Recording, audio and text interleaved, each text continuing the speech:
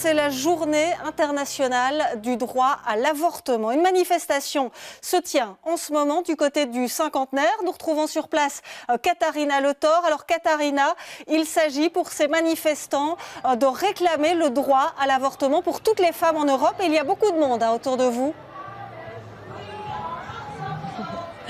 Tout à fait Valérie, il y a énormément de monde, 1500 Européens sont attendus ce soir. Et oui, je dis bien européens parce que plusieurs pays d'Europe sont représentés, la Belgique évidemment, et ce via une quarantaine d'associations différentes. Toutes revendiquent la lutte pour l'avortement évidemment, et ce dans toute l'Europe. Alors je vous le rappelle, 75% des pays d'Europe sont encore concernés, c'est-à-dire qu'ils effectivement ils autorisent l'avortement, mais par contre les conditions d'accès à l'IVG sont toujours très compliquées.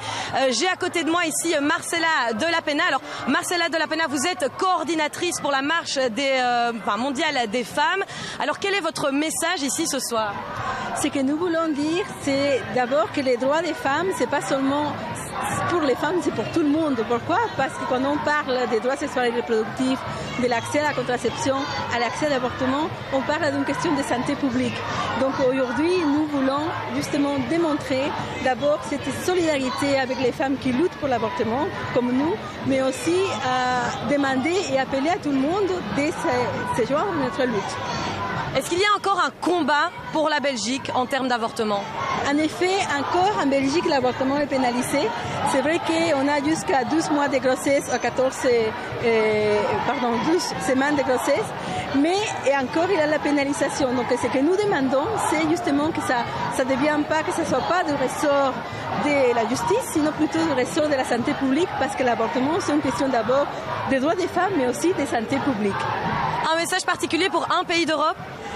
Nous exprimons notre solidarité avec l'Irlande, par exemple, qui fait justement, les femmes irlandaises font une manifestation, une marche comme nous, les samedis prochains.